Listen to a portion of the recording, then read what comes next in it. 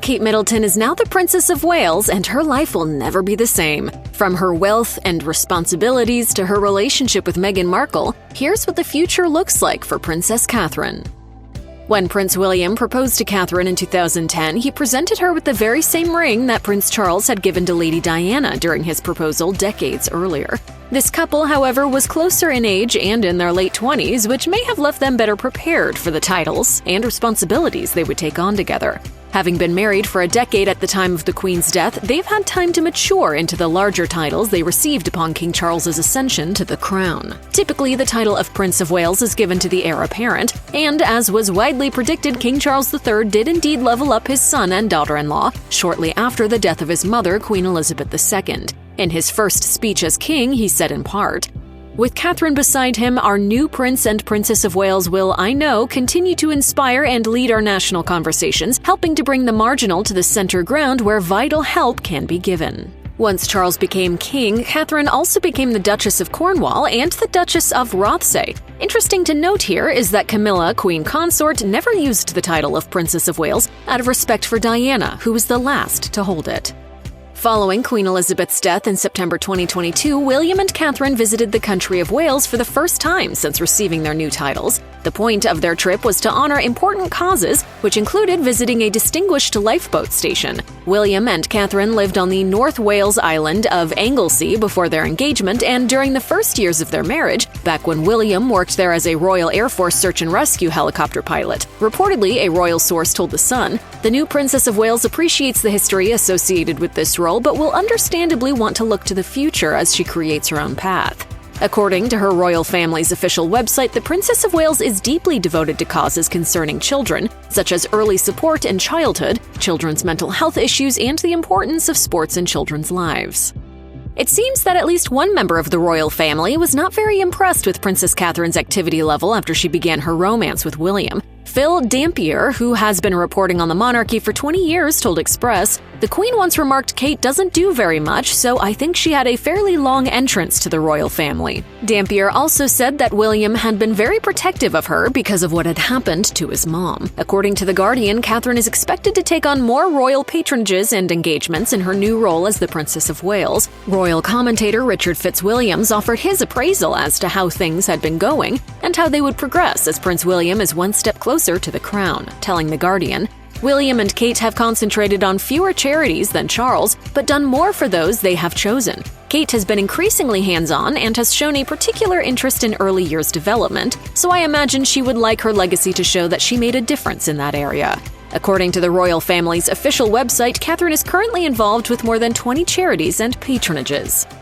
During Prince William and Princess Catherine's engagement interview, the prince set the stage for how Catherine would step into her royal role. When asked about the inevitable comparisons to the previous Princess of Wales, his mother, Princess Diana, he told the interviewer, "It's about carving your own future. No one's trying to fill my mother's shoes, and what she did is fantastic. It's about making your own future and your own destiny, and Kate will do a very good job at that." And that's just what seems to be happening, a royal source reportedly told the U.S. Sun. The couple are focused on deepening the trust and respect of the people of Wales over time. The new Princess of Wales appreciates the history associated with this role, but will understandably want to look to the future as she creates her own path. BBC Wales correspondent Hugh Thomas characterized Catherine's new role as both a blessing and a curse, but felt that the princess might be able to assume the role more easily than her predecessor. The thing as well, different things will work for different people, and it's just sometimes trying, isn't it, as well?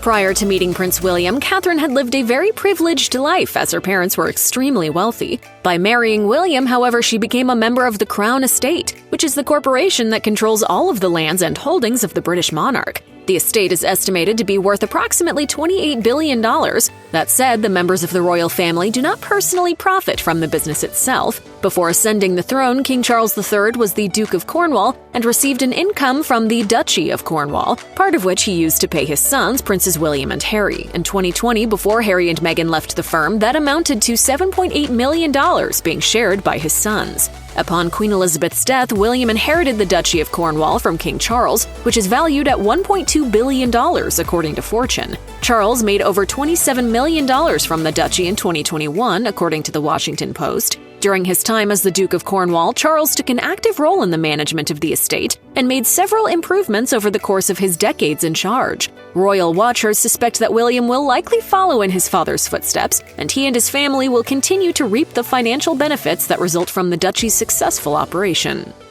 Although Prince William and Catherine, Princess of Wales, moved from Kensington Palace to Adelaide Cottage in Windsor just before the Queen's death, they may move again. In 2020, Queen Elizabeth permanently relocated to Windsor Castle due to a lengthy renovation scheduled for Buckingham Palace. Upon William and Catherine's move to the cottage, their 3 children began attending Lambrook School.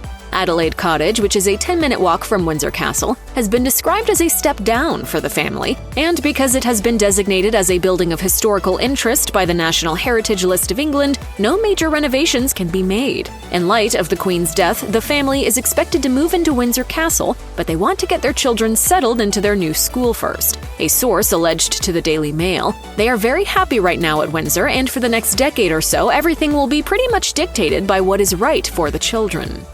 As if her every moment in public isn't already widely documented, Princess Catherine will undoubtedly face even more scrutiny as she steps into the role of Princess of Wales. The comparisons to Princess Diana will likely be inevitable as time places her husband, Prince William, closer to the throne. During her courtship with William, Catherine endured the relentless pursuit of paparazzi, who often yelled vulgarities at her in order to get her attention, according to author Tina Brown. In her book, The Palace Papers, Brown wrote, "Kate was relentlessly pursued in London. Kate received no official palace help to fend off the photographers and TV crews who waited for her to emerge from work."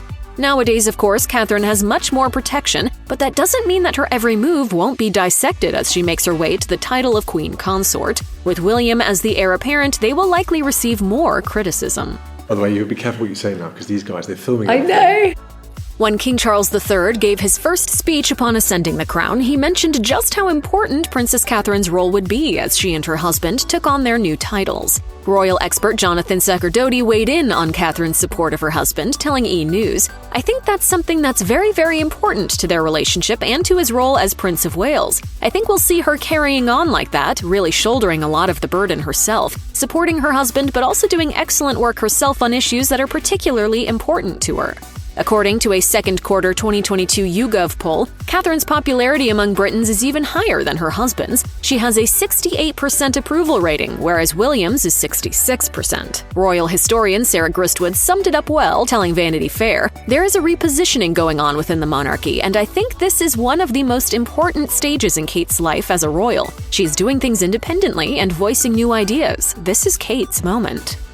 According to Yahoo, a family friend alleged of the Waleses and Sussexes, people are desperate for steps to be made, but behind the scenes there hasn't been movement. Once touted as the Fab Four, the two couples seemed poised to breathe some fresh air into the British monarchy. Unfortunately, things didn't continue that way for very long. Amid allegations of racism, lying, and deep grievances between the two princes and their families, Prince Harry and Meghan Markle stepped down from their royal duties and relocated to the United States in a move that was famously dubbed Megxit. I never thought that this would be easy, but I thought it would be fair.